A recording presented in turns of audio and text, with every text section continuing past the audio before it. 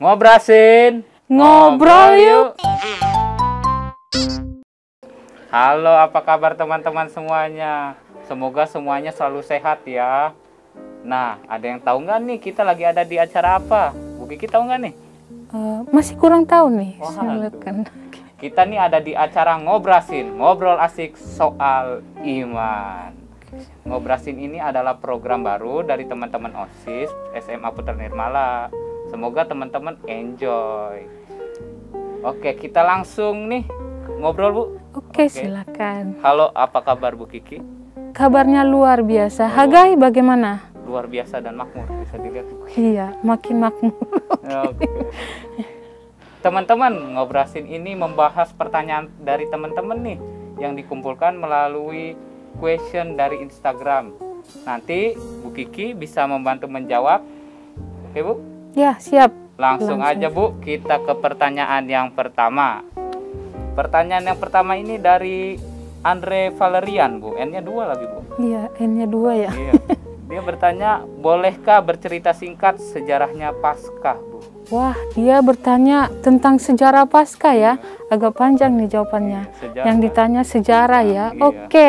Nah, di sini kita akan membantu menjawab ya pertanyaan yang sudah dikirimkan melalui akun Instagram OSIS SMA Putra Nirmala. Nah, untuk yang pertama yang ditanyakan itu adalah sejarah Paskah. Nah, Paskah ini adalah merupakan 3 hari setelah kematian Yesus di kayu salib. Dengan kata lain, kebangkitan Yesus Kristus berarti kehidupan yang kekal yang diberikan kepada umat manusia yang percaya kepadanya. Nah, dalam perayaan Paskah ini adalah merupakan suatu perayaan liturgi yang sangat besar yang dirayakan dalam sekali setahun dalam agama atau gereja Katolik ya. Nah, namun sebelum merayakan Paskah ini, umat Kristiani atau umat Katolik memperingati yang namanya masa Prapaskah. Nah, masa Prapaskah ini adalah yaitu sering disebut dengan masa pertobatan atau masa berpantang dan berpuasa. Jadi untuk masa Prapaskah ini diperingati selama 40 hari. Jadi setelah melewati ini, kemudian setelah melewati 40 hari masa Prapaskah, kemudian kita masuk ke masa Paskah. Jadi sebelum masuk ke masa Paskah ini, kita merayakan yang namanya Trihari Suci. Hage tahu nggak apa itu Trihari Suci? Wah, apa tuh, Bu? Trihari Suci itu adalah Kamis Putih, Jumat Agung, dan Sabtu Suci. Jadi itu yang kita rayakan sebelum masuk ke perayaan Paskah. Nah, di sini juga dikatakan bahwa hari Paskah itu pernah dirayakan pada akhir Maret, tapi juga pernah pada akhir bulan April. Nah, pada tahun 2021 yang lalu, Paskah diperingati pada 4 April dan tahun sebelumnya, di mana tahun 2017 jatuh pada tanggal 21 April, dan kemudian pada tahun 2022 hari Paskah jatuh pada tanggal 17 April 2022. Nah, mengapa di sini setiap hari Paskah itu dirayakan setiap bulan April? Ada alasannya. Di sini dikatakan bahwa hari Paskah selalu jatuh pada minggu pertama sesudah bulan purnama, yaitu menyusul titik awal musim semi. Tapi bulan purnama tersebut tidak terhitung dengan astronomi modern. Untuk perhitungannya, di mana Paskah ini adalah titik balik atau hari pertama musim semi, kerap dihitung pada tanggal 21 Maret. Dan pada tahun ini, hari Minggu pertama jatuh pada 21 Maret dan adalah 28 Maret, dan oleh sebab itu Paskah jatuh pada 4 April. Jadi itu sedikit yang bisa saya sampaikan tentang sejarah Paskah ya. Kenapa? Oke, Bu Kiki, terima kasih nih cerita sejarah Paskah. Kalau saya ini mau nambahin sedikit ya, Bu. Silakan, kalau boleh. tadi kan sejarah Paskahnya, kalau saya ini sejarah cara merayakan Paskah. Kan kita merayakan Paskah dengan menghias telur, selain bisa itu menyembunyikan telur. Sebenarnya itu adalah sebenarnya tradisi dari Jerman kuno, namanya tradisi pagan. Terasi lupakan. Jadi Iya. pada saat Paskah itu mereka di sana menghias telur, menyembunyikan telur.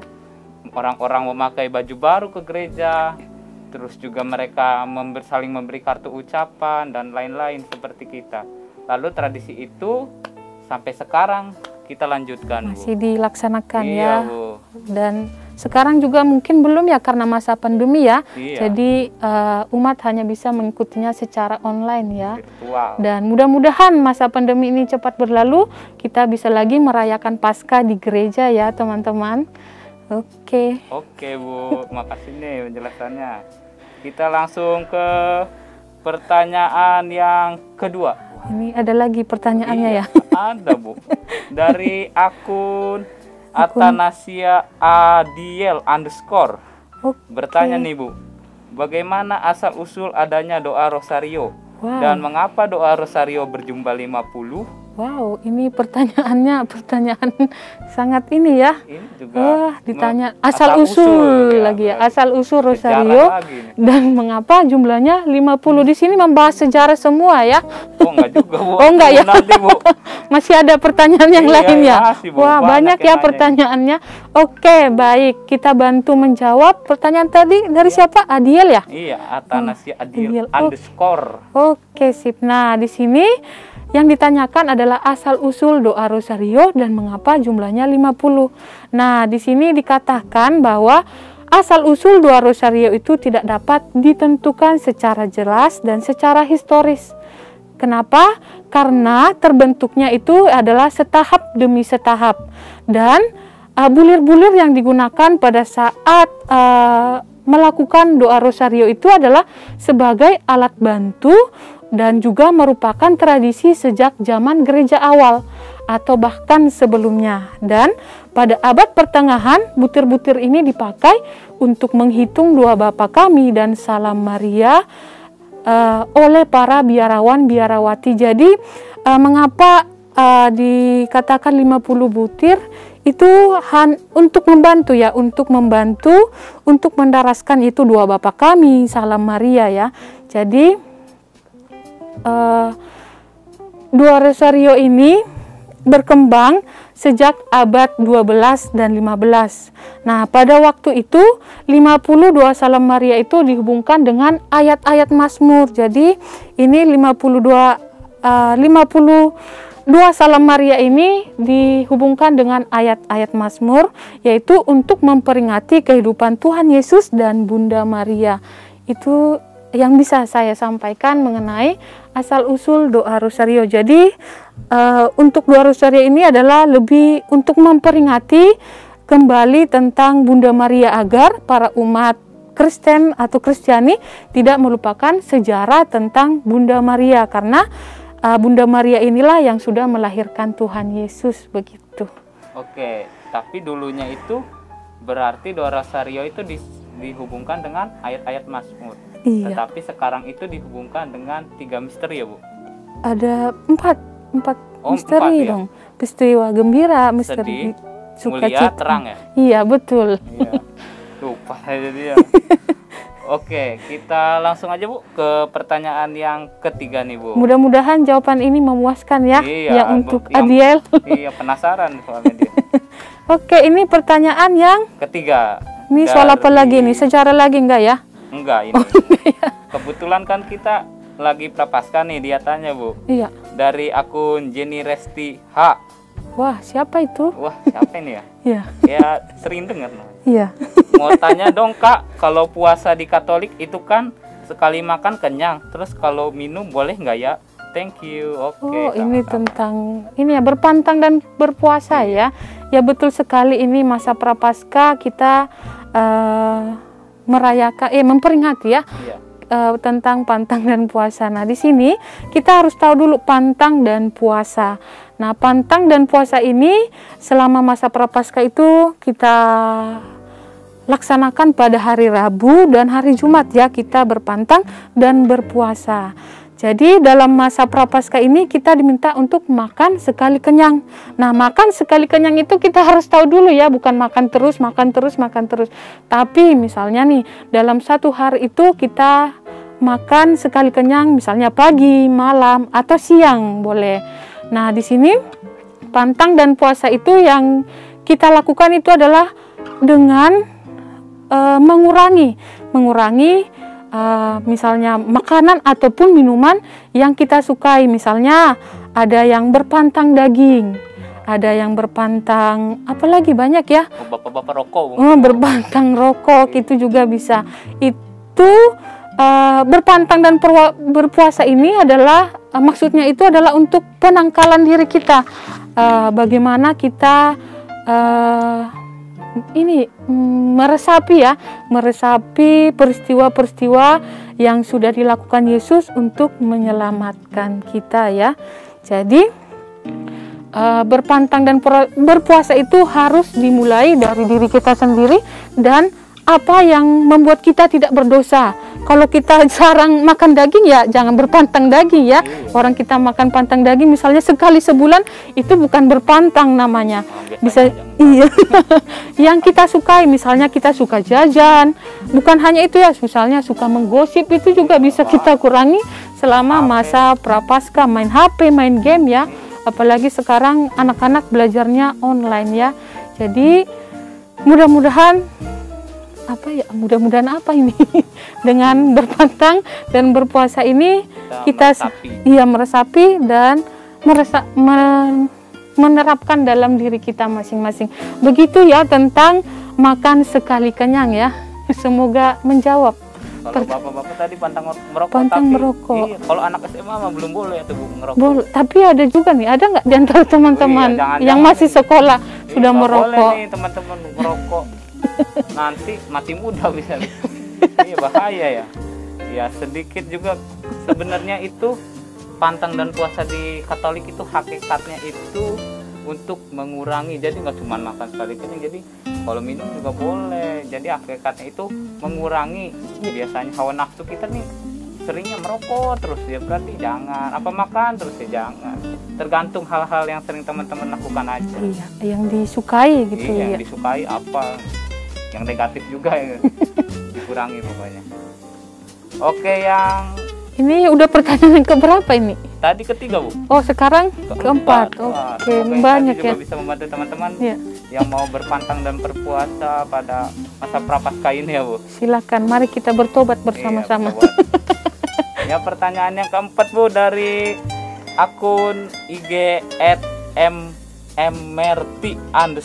Panjang ya namanya. Iya, ini double M ya, double lagi. Iya. Dia bertanya nih Bu, mengapa gereja itu disebut kudus? Mengapa gereja itu disebut kudus? Mengapa gereja itu disebut kudus? Agak ini ya, sebentar. Kudus, berarti kan kudus itu berasalnya dari Yesus ya. Iya, betul. Kudus. Maka kita pun sebagai umat yang di sekarang yang dikumpulkan menjadi satu di dalam komunitas gereja Katolik, agama gereja Katolik pun disebut kudus karena kita berasal dari Yesus yang disebut kudus. Iya. Oke, Ibu bisa bantu jawab? Oke, Bu, silakan Bu. Oke. Gereja menjadi kudus itu karena Yesus Kristus itu adalah kudus, di mana Yesus telah mengasihi gerejanya dan menyerahkan dirinya bagi gereja untuk menguduskan, sehingga umat dipersatukan dengan Yesus menjadi kudus. Jadi bahwa gereja itu kudus ya karena Yesusnya sudah kudus, di mana Yesus telah memberikan dirinya, telah menyerahkan semua dirinya kepada gereja ya. Nah, kita sebagai umat Kristiani atau umat Allah, kita dengan menjalankan atau menerapkan gereja itu yang kudus, contohnya itu adalah misalnya kita memberi kesaksian tentang pengalaman iman kita, boleh kita sharing kepada orang-orang yang ada di sekitar kita. Lalu yang kedua, kita juga bisa meneladani contohnya hidup seorang santo atau santa, mereka kan sudah dikatakan kudus ya, dan juga para martir. Nah, selain itu kita juga bisa merenungkan dan mendalami tentang bacaan kitab suci ya. Itu yang bisa saya sampaikan tentang mengapa gereja itu kudus, yaitu kudus karena Yesus Kristus itu sudah kudus sejak awalnya gitu. Itu kita juga jangan merasa saya masih muda, ngapain saya harus menjadi orang kudus kayak orang-orang biasanya. Santo-santo kan udah tua. Jangan salah nih teman-teman, banyak juga santo-santo yang umurnya masih muda tapi bisa menjadi santo-santo karena kekudusannya membawa kita kepada Kristus. Oke. Ibu, terima kasih tadi sudah menjawab. Nah, pertanyaan kelima ini sama yang keempat itu sama-sama menanyakan why, mengapa. Mengapa ya? Iya, sama-sama mengapa. Pertanyaannya apa lagi? Dari @adrian 00264 nih. Ada 00-nya ya? Iya, 00 Bu. Mengapa nih atau bagaimana awalnya bisa ada hosti Bu? Hosti ya. Iya, hosti yang biasa kita kalau merayakan Ekaristi pas syukur agung itu kan diangkat ya. Iya, betul. Mungkin Hage bisa menjawab pertama dulu. Oke. Barangkali. Nanti ini kursus yang ini saya pertama nih guys. Oh. Oke. Sebenarnya selama kira-kira 2000 tahun gereja Katolik ini ada, jadi kita itu pada saat Ekaristi memaknai bahwa Yesus itu datang secara real atau substansial. Nah, secara real kita berdoa, kita membayangkan Yesus itu datang secara nyata dan substansial melalui hosti dan anggur pada saat misa. Jadi ketika syukur agung kan biasanya hosti diangkat kan Bu? Iya, Inilah betul. tubuhku yang diserahkan Kan untuk Ibu. begini, Nah, iya. itu tuh di situ. Lalu diangkat anggur juga. Setelah itu kita itu mengalami yang namanya transubstansiasi. Apa itu transubstansiasi? Itu proses perubahan roti atau hosti dan anggur menjadi tubuh dan darah Kristus Bu. Substansinya berubah. Di situ ada pengudusan dan lain-lain. Dan ini sebenarnya dijelasin nih teman-teman, bisa dilihat di dokumen gereja yaitu Katekismus Gereja Katolik nomor 1374. Teman-teman bisa lihat nih. Dan juga pada saat roti itu berubah menjadi tubuh dan darah Kristus yang disebut transubstansiasi tersebut juga teman-teman bisa baca di Katekismus Gereja Katolik nomor 1376. Nah, dari Bu Kiki gimana Bu Kiki? Iya, Hage jawabannya cukup memuaskan ya, pakai dokumen gereja lagi. Iya. Aduh. Baca Nah, itu. di sini Ibu hanya menyampaikan sedikit ya. Nah, hosti itu pertama itu berasal dari bahasa Latin yang disebut dengan hostia, yang juga disebut dalam perayaan Ekaristi itu adalah sebagai roti sakramen ataupun sebagai roti perjamuan kudus. Jadi, untuk pembuatan hosti ini digunakan dengan yaitu dengan atau diolah dengan gandum ya. Dan biasanya yang mengolah atau membuat hosti ini adalah para biarawan-biarawati, contohnya para suster. Jadi mereka bertugas untuk membuat hosti ini yang akan diberikan atau dirayakan pada saat perayaan Ekaristi.